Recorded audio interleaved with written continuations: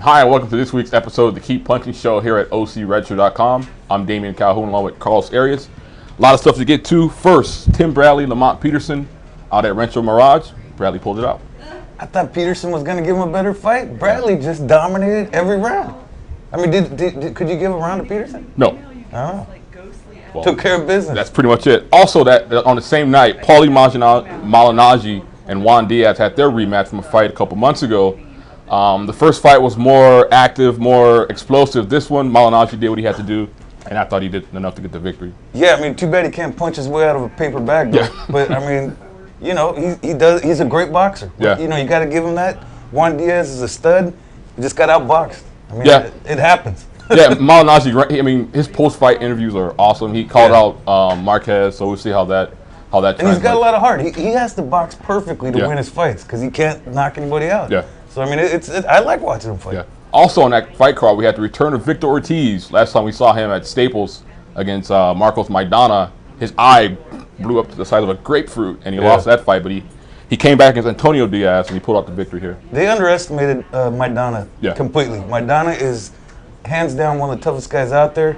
If you watch any of his footage on YouTube or anything, you would have known you're getting in there with a killer. And so they took him lightly, and Victor had to do some growing up. You know, he had to find himself, see if he really wanted to be a fighter. And it turns out he does. Yeah, he's still young, has a lot of time to develop. So we'll see how his career, develops the rest of the way. Switching gears, BJ Penn, Diego Sanchez. Can anybody stop BJ Penn? Nobody can stop BJ Penn. My God. He just destroyed Diego, and Diego's one of the best ones out there.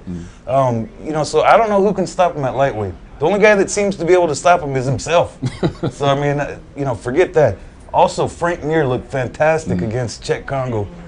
Just choked out, the huge Czech Congo. Oh, he's huge now himself. Frank Mir came in at 265, ripped up. I mean, he's a badass, man.